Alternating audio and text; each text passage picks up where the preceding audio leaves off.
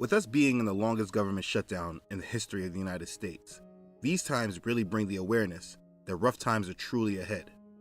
Whether it starts from economic collapse, war, an EMP, a health epidemic, natural disaster, the rapture of the church, or something else entirely, that is beyond my knowledge. I just know without a shadow of a doubt that it's coming. I speak about this often in my videos, and you can go to many other channels on YouTube that speak about this as well. But while we are so great at sounding the alarm, I don't think we do a great job in helping everyone know what they can and should do to prepare themselves. So I want to take this opportunity to give you some tips and strategies on what you can do to prepare for the coming world reset. I hope this blesses you. Let's begin. Now let me just start by saying that all the prepping in the world means nothing if you do not have your faith secure in Yahshua the Messiah. If you are new to my channel, in English, his name is transliterated to Jesus Christ.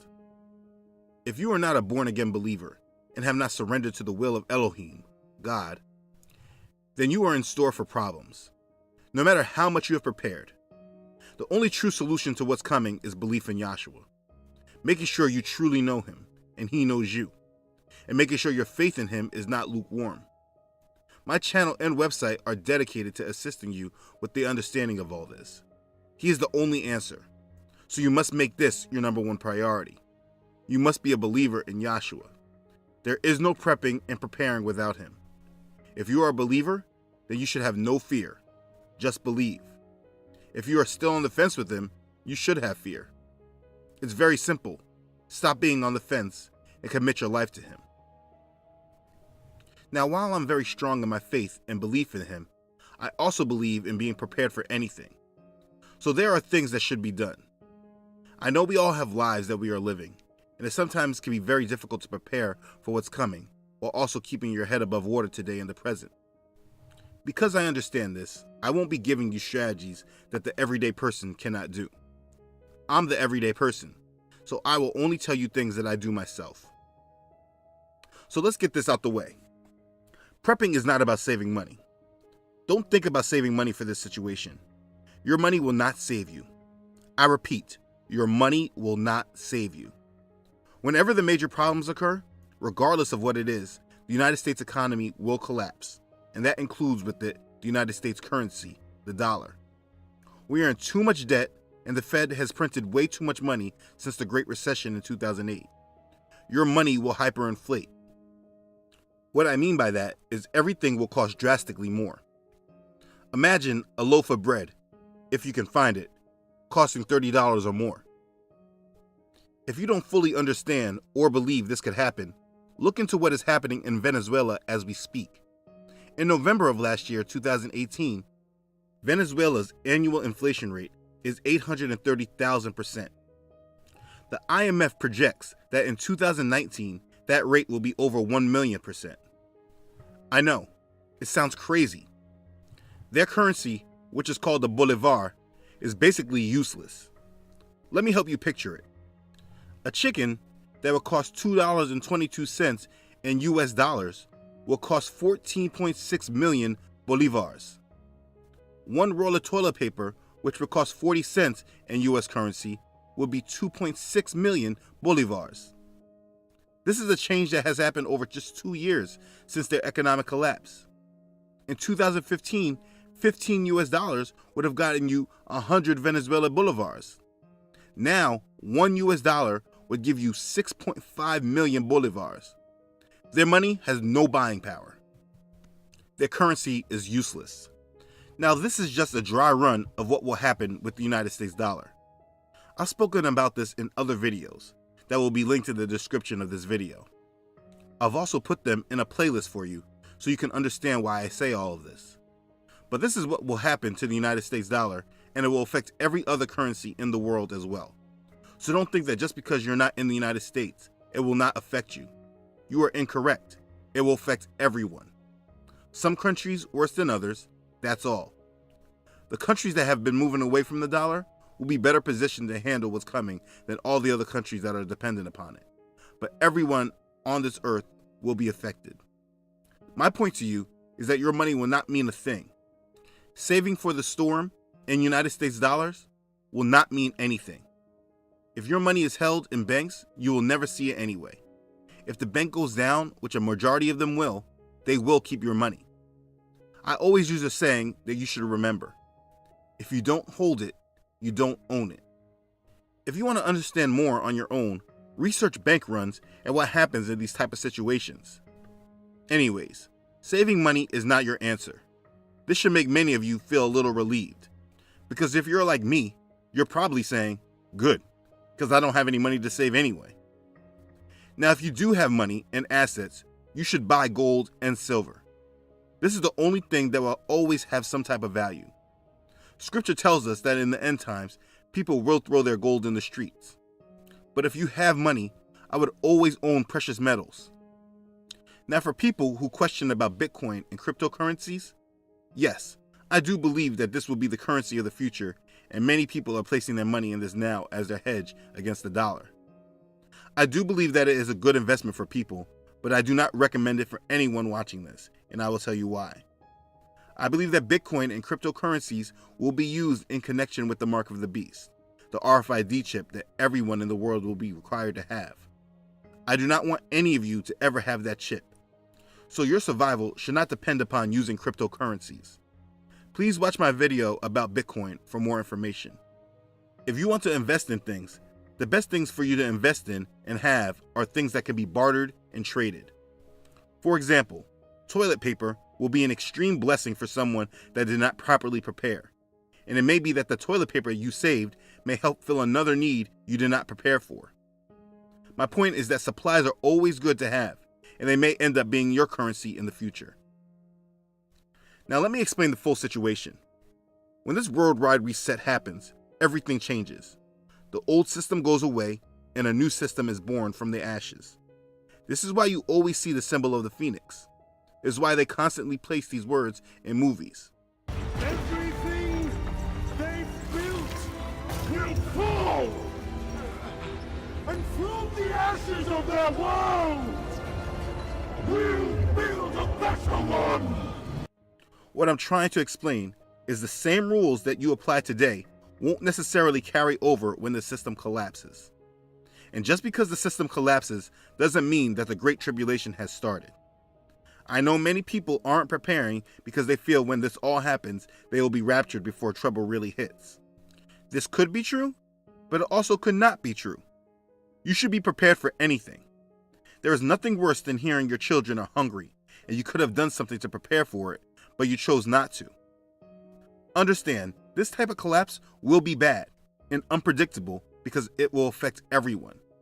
There are people that have never experienced pain and financial struggles before. When it affects them, this is where you will see chaos and havoc. This is where panic happens, riots in the streets, things like this. This video is not about prepping to make it through the Great Tribulation. What I am about to tell you is advice to help get you through at least the first 6 months when disaster strikes. This is the mindset I have. I don't want any of you to be dependent on the system to survive. There is a strong majority of people in this world that think that there are only clear blue skies ahead. They think that things are only going to get better, that there are no problems ahead. They are not planning and preparing at all. When the collapse happens, they will be the first ones to run to the stores, run to the banks, fight for food and supplies. What happens is that the government will step in to help this majority. Through organizations like FEMA or the United Nations, they will come in to be everyone's savior. You then give up your rights and ability to take care of yourself and your family. This is when people go to FEMA camps and families get separated. This is what you do not want to happen. I do not want any of you to be dependent upon the government for your relief. This is my mindset.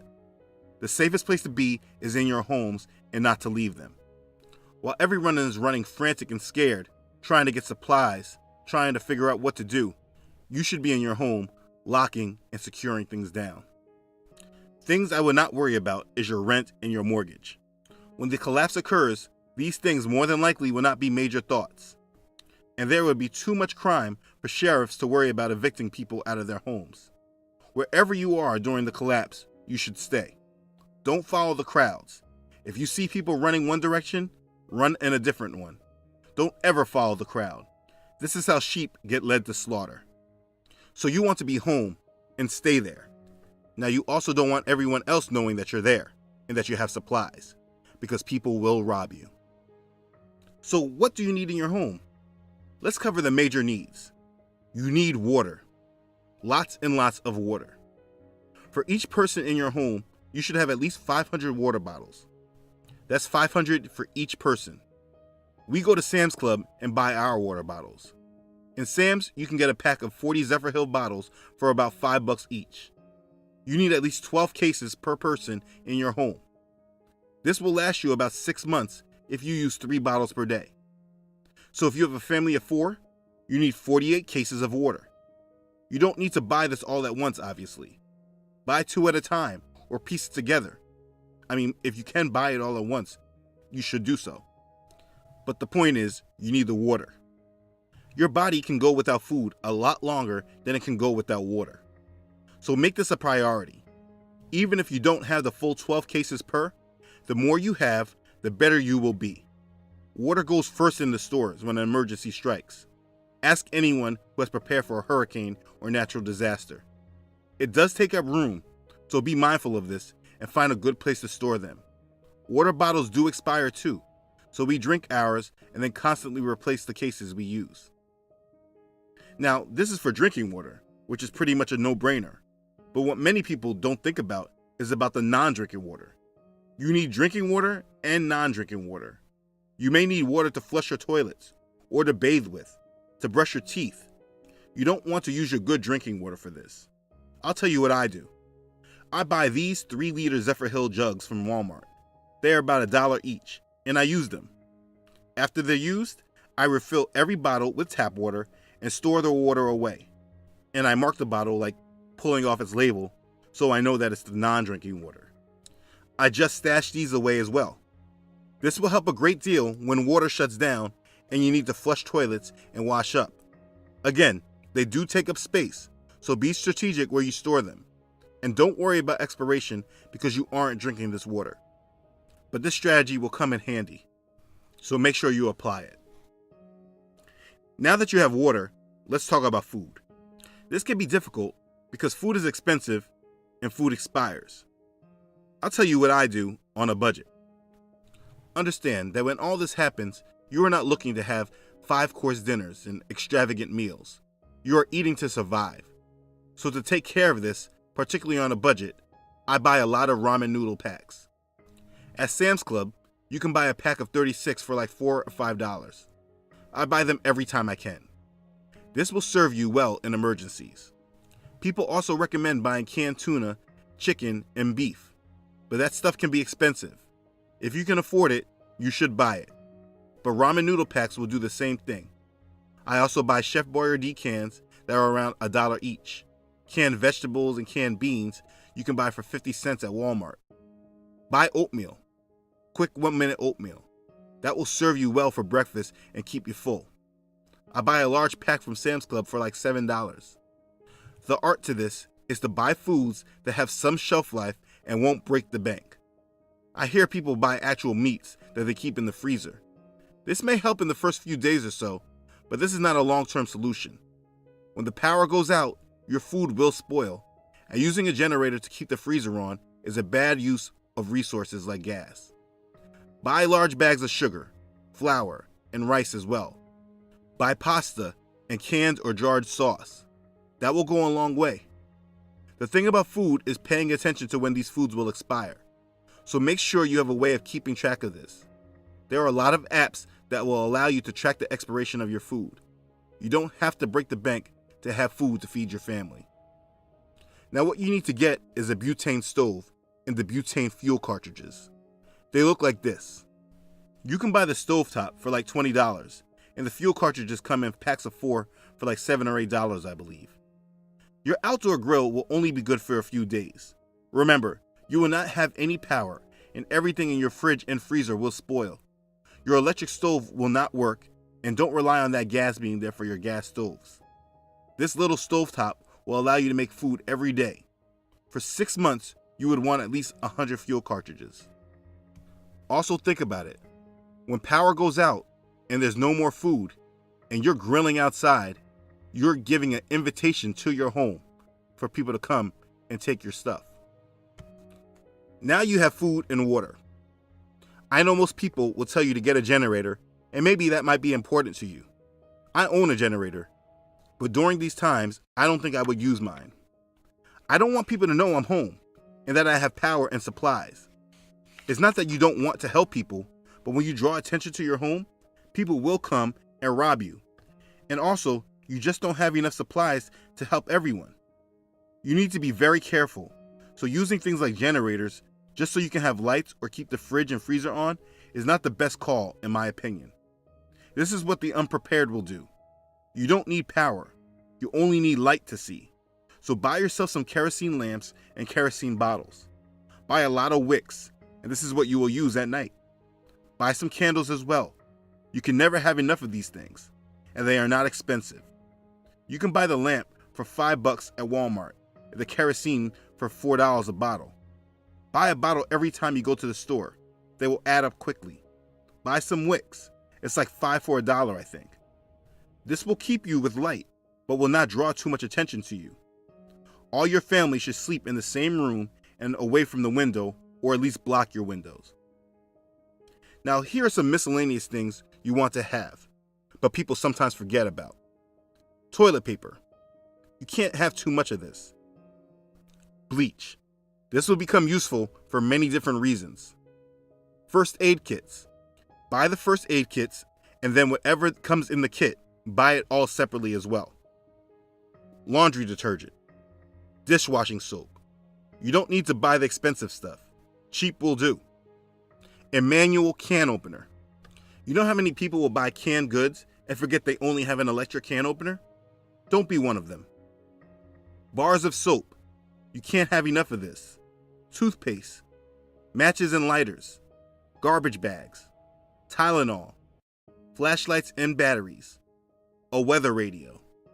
Any feminine products you need. Buy some and stash them. Medical mask. Hand sanitizer. These are all things I have. I know I'm forgetting stuff. Oh, board games. Have some board games and things you can play with your family like cards. Things may get boring, so if you have a way to entertain each other, it will absolutely help. I will put together a list and then place it on my website. I'll leave the link in the description. If I think of anything else, I will update the list on my site. I also recommend important photos that you may have stored on your phone and computer. You should print them out. We keep all of our memories on our devices. If things ever go dark and there is no power, you may wish you had a physical picture of your loved ones or things you really like to remember. You can print them relatively cheap at Walmart. I don't know how things will play out. I don't know what will happen. But I do believe if you are prepared for disaster, when it comes, you will have more control over your life than those that did not plan ahead. Don't put your life in the hands of the government, even if they meant well, and that's debatable. There are too many of us and very limited resources. It will not work out well. You do not want to be someone that needs to run to the stores when you hear there was a problem. Also, you don't need to share with everyone everything that you have or are doing. This is something that you keep personal with your family.